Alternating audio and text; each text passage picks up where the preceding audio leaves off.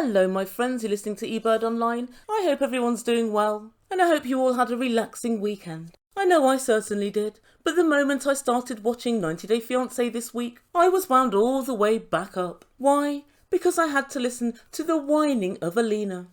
She tells us she lives life on the edge, but it still seems to me as if she's taking up far too much room. Now I know I moaned about Caleb previously, and if you remember I said he likes the sound of his own voice and the sight of his own reflection. But if there's one thing I dislike more than someone who's a little self-obsessed, it's somebody that offers nothing but mirrors, smoke and lies, but in return wants love, respect and honesty. So today's video is going to be something a little bit different. Until now I've been Team Alina, but it seems to me that Alina is pushing Caleb just a little bit too far. And although she says she has these amazing friends, it seems they all double as massive ball aches at the same time. And their ballachery goes completely unchecked by Alina. Before we begin, please don't forget to subscribe to my channel. And thank you to everyone who's subscribed thus far, I really do appreciate it. And also smash the like button if you enjoy the content. And guys, also don't forget to press the notification bell so you don't miss any of this week's videos. And so without further ado, I give you Caleb and Alina. And so as we know, last time we saw Alina, she was busy letting Elijah pretty much eviscerate Caleb. And considering he didn't know him previously and hadn't heard anything bad about him, I thought there was no particular reason for this. And so, in my own inimitable way, I decided to call Elijah out. Now many of you thought that I was being completely unfair, and Elijah's the best friend a girl ever had. And whilst I'm not denying that he's a good friend, I also know he's a pesky little troublemaker with seemingly far too much time on his hands. And I have every reason to believe that he's got a Russia-wide reputation as that pink-haired little MF.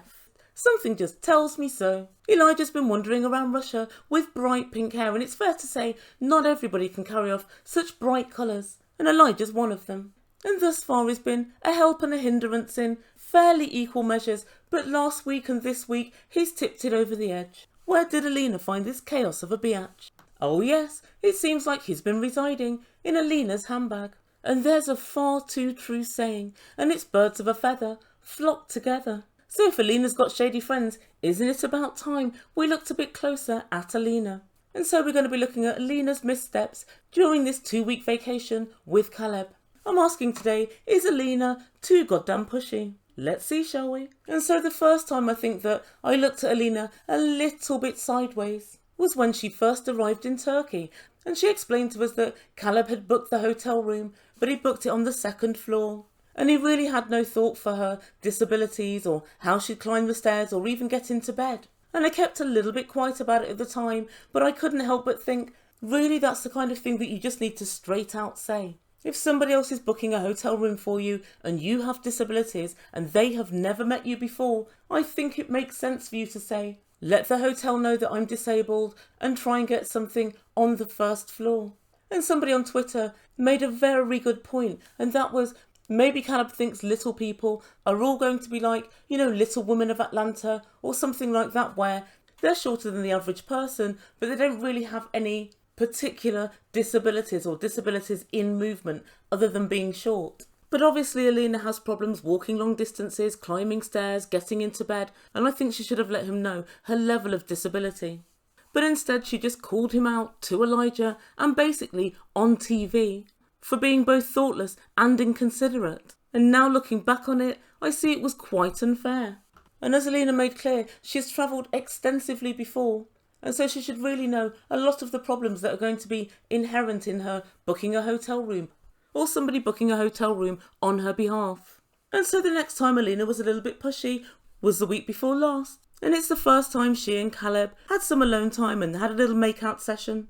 And Alina told us they had a very passionate kiss. But then the following morning, as she and Caleb were lying in bed, she asked him straight out, why didn't we have sex? And he'd already told her from the night before that he wanted to kind of take his time. And she asked him straight out, is there something wrong with me? And so Caleb began to explain, well, obviously because you're smaller, it kind of puts me off my stride a little bit. I have to think about things a little bit more. And guys, I get where he's coming from. And later on, Caleb tells producers that he got in his head a little bit because of the size difference. And he said he does want to be intimate, but he needs a little more time. but she put him under so much pressure he continually had to explain himself. And she's very direct with him, which is not necessarily a bad thing, but he continually has to say the same thing. I need to get used to this situation. I need to get used to your size. This is different for me. And it was in this moment that the Ebird felt a little bad for having a go at Caleb, who said he was tired on the first night. And Alina said, why didn't we have sex on the first night? And he was like, I was really tired and I fell asleep. And guys, I gotta say, he's under mounting pressure. Sorry, I'm supposed to say dad joke alert first. And so the next time Alina applied pressure was via one of her Russian friends, Maria. And so Caleb and Alina went over to Maria's one night for dinner. When Maria came to the screen, I realised with shock and horror her name had failed to appear on my approved names list. Alina, Elena, Natalia, Natasha, and Natalie. And it was then that I realised what an idiot I am. I've left off Maria. And it's now been duly added. And Maria's an old friend of Alina's, and she's Russian and she lives in Turkey. Maria dispensed of all niceties and started firing questions at Caleb, machine gun style. It was like she'd been embodied by the spirit of Wendy Williams. And she asked how long had they known each other, when did they first meet? And guys, to me, she totally overstepped all boundaries. There were no niceties. She didn't say, hi, how are you? What do you do for a living? Where have you travelled? What makes you smile? None of that. No niceties. Just straight down to business. This is my friend and I'm working for her. And the whole time Alina's just sitting there, grinning and smiling and lapping it all up. But the worst was yet to come. She casually asked Caleb if they were going to move in together in the US or in Russia. And guys, I'm pretty sure Maria was trying to run a pretty basic sales game. I'm sure some of you must be in sales or have previously been in sales. Remember open and closed questions. Mrs. Smith, would you like a new kitchen? No. Mrs. Smith, when would you like us to install your brand new kitchen? Piss off. Wah, wah, wah, wah. It doesn't always work now, does it, guys? And it didn't this time with Caleb. And Caleb said straight away, well, living together's a little bit extreme. We should just have our time here and see how things go. And he said, we're only here for 2 weeks. And I did start to wonder, why are they only there for 2 weeks? It seems such a short period of time to get to know each other and to make any real, decisions. But I guess on the other hand, if it was a month and you didn't get on, I guess it could have been a rather drawn out month. I guess it's difficult. And Maria said, yes, but we do need to know what's happening with your relationship. And Caleb was great at this point because he said very firmly, this is a great conversation and it's a conversation that Alina and I should be having in private. And guys, it happened, and this is honestly one of my pet hates and one of the rudest things that you can do. Everybody speaks English, so speak in English. Maria and Alina, right in front of Caleb, started speaking in Russian. And Alina said, I'm really worried that it will just be a holiday romance and then he'll say goodbye. Alina, that is the chance you take when you meet somebody that you've never met from the internet in a foreign country. What exactly did you expect? But poor old Caleb at this point is extremely peed off and he said, I'll just sit here, shall I? But they continue to speak in Russian. Maria, Caleb is your guest. If somebody shows dissatisfaction, don't you at least listen to them? And Caleb tells production that he's really pissed off and he said he doesn't want to be pushed about a timeline by Alina and that they need to get to know each other first. So anyway, that was that, and they go home, and that night, so it seems, after we were treated to a rather too long extended sex scene, they ended up doing the deed. And so you would have thought the following day Alina would have been happy. Caleb told her in the morning that having sex had brought them closer together. But now there's another problem. She wants to know where she stands with Elijah. Are they going to make it official? And they went to meet up with the pink-haired bandit Elijah. Oh great, Elijah, I'll get my coat. And so they went for a walk around the Grand Bazaar market in Istanbul. And I have to say it did look really lively and vibrant. But nobody loved it quite as much as Caleb. He said the Grand Bazaar's very energetic, colourful and loud. And the people are charismatic. And they really want you to have a good time. Do they, Caleb, or do they merely want to sell you their wares? And guys, I believe there's a 50-50 chance now that Caleb is back in America, complete with a Turkish rug. It really wouldn't surprise me. The Turks are well-known shady salesmen. They manage to sell you shit you've never heard of, never considered owning, and never even wanted. Next thing you know, you're the proud owner of it. Honestly, it's a skill I greatly admire. And so after they'd walked around for a bit, Elijah and Alina sat down for a tea. And Elijah said, spill the tea. And so Alina said, yeah, I went for a ride on his disco stick. And at this point Elijah did give what he was supposed to be giving. And he fist bumped Alina. And there was a few seconds of happiness before Alina started moaning on again. And she said, I don't know what's happening in this relationship. Alina, it's been about 4 days. And Elijah said, why are you telling me about it? Ask him. And she said, I want to. I don't know. I just want to find out what's happening. Alina, you've only had sex 12 hours ago. Give the man time to breathe. And guys, to me, it's unbelievable. And it's almost like with Alina, as soon as she gets one thing, she then quickly wants another. She's from Russia and she's going out with an F-boy from America. How quickly did you think things were going to race along? I don't know. Maybe Russian guys are different. Who knows? But guys, it's what happened next that made me realise that I'm very rarely wrong. Very rarely indeed. It was the following day, and Alina, Caleb and Elijah all went out for a glass of wine. And Caleb said to Elijah, how are you? And Elijah gave a wry smile. But Caleb evilled his eyes over the wine glass.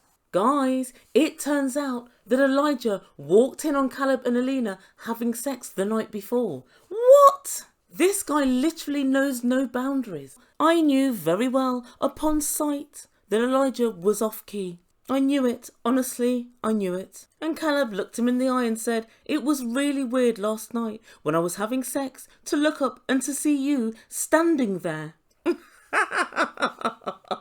Oh my God.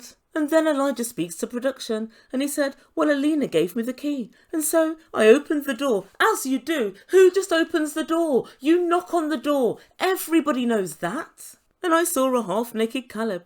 And he said, why are you staring? And I said, I'm just checking out your body. Oh my Lord. So not sorry then. I'm just checking out your body. Well, don't. And all Alina could say is, what did you need? And Elijah came up with, I forgot my brush. And Caleb said, that late at night you needed a brush. And he said, well, I wanted to go out and so I needed to look good. But also, Caleb, you look good. Now guys, Caleb is pretty easy on the eye. But Elijah is too much. Elijah's only saying this and doing this, I think, to make Caleb feel, I don't know, uncomfortable. I think he likes that space of, Alina's my good girlfriend. And whatever you two turn out to be, don't think I'll be dislodged. I got that vibe from him from the off. The first time he didn't even stand up when Caleb walked into the room and he sat there with his cup of tea staring at him with a really weird look on his face. That day I knew, something's wrong with you. Oh, how right I was. And so many of my subscribers said, Ebird, you're too harsh. Elijah's great. Elijah's this. Elijah's that. Elijah's too much is what Elijah is. And I saw it coming from the off. And so they all decided to play a game of Never Have I Ever. And I'm just going to run down what we found out about each person. So we found out that Caleb has had sex with more than 100 women. Unsurprising. But we also found out that he's never had a threesome. Did you ask for 4-way, 5-way or 6-way? No, schoolboy error. But then Elijah let the cat out the bag that Alina has a secret. One concerning Caleb and one concerning the truth.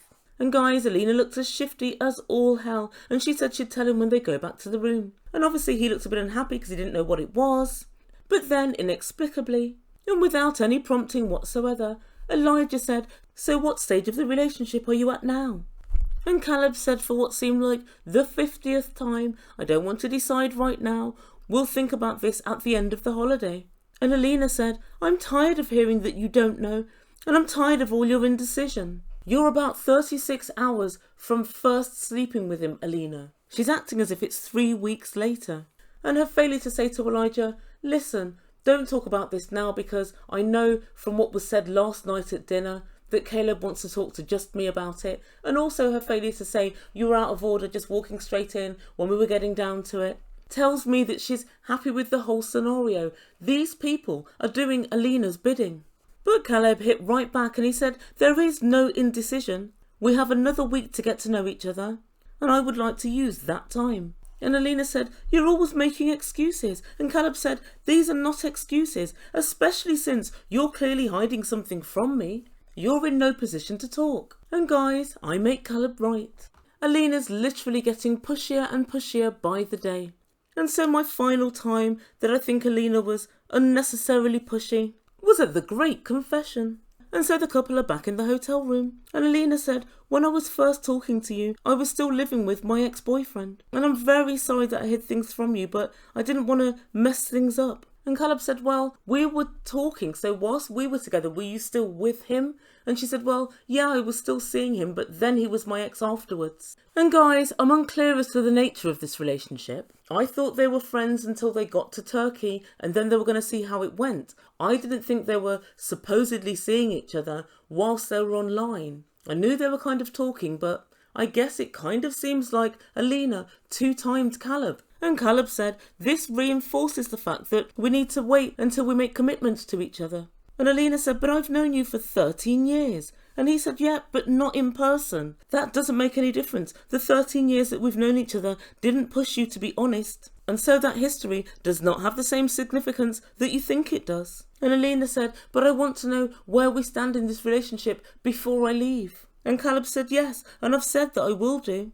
but I need to be able to trust you. And guys, yet again, it would seem that Alina is just trying to push and push for more. She's only just admitted being unfaithful, or at least lying, depending on which way you look at it. And straight after saying, yeah, I did that. But anyway, what about me and you? What about us? She's really something else. And that's where we leave things for this week.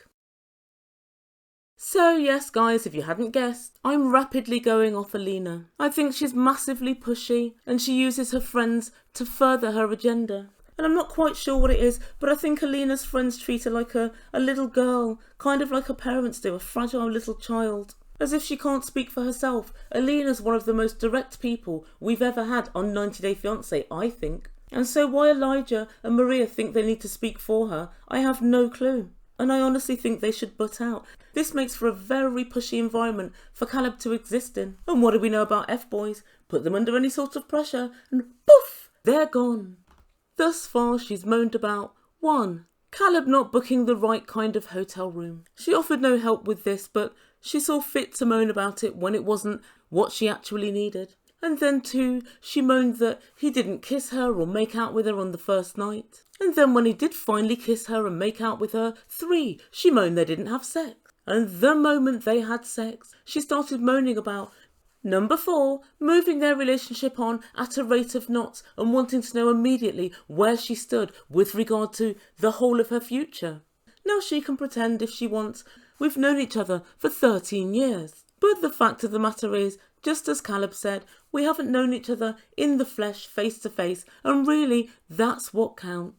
Also, in and around all of this moaning, she's let her friends be rude to Caleb, be offhand with Caleb, side-eye Caleb, over-question Caleb, walk in on them having sex with no apology, and in fact, with gusto. And then over-question him and make him feel bad about not knowing within 4 days of meeting if he wants to be with Alina forever. He's explained he'll let you know when he knows. He doesn't want to upset anybody. There's no point in him saying, yeah, we'll live together in America now, and in 2 weeks' time finding out, oh, you're a little liar with a demon for a best friend. I don't think I want to know. He's actually being a gentleman. He's actually being genuine as far as I'm concerned. And it's not something I thought I'd end up saying about Caleb. And if all of that wasn't bad enough, Alina, it is you that has lied, and now you've been forced by Elijah to tell your lies to Caleb. You're trying to brush it all under the carpet and say, yeah, never mind about that. So, what about us? What about you?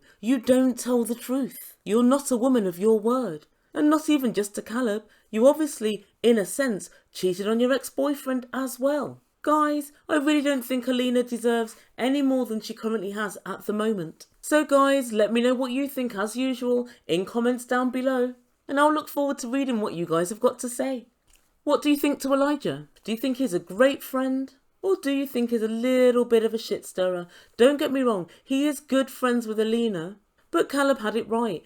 His only real use is putting up and down the wheelchair. That's the main reason that Caleb is worried about him going, if at all.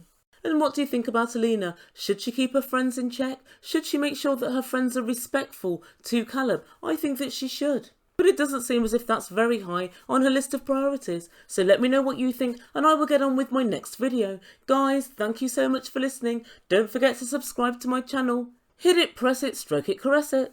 Press that red subscribe button and like if you enjoy the video.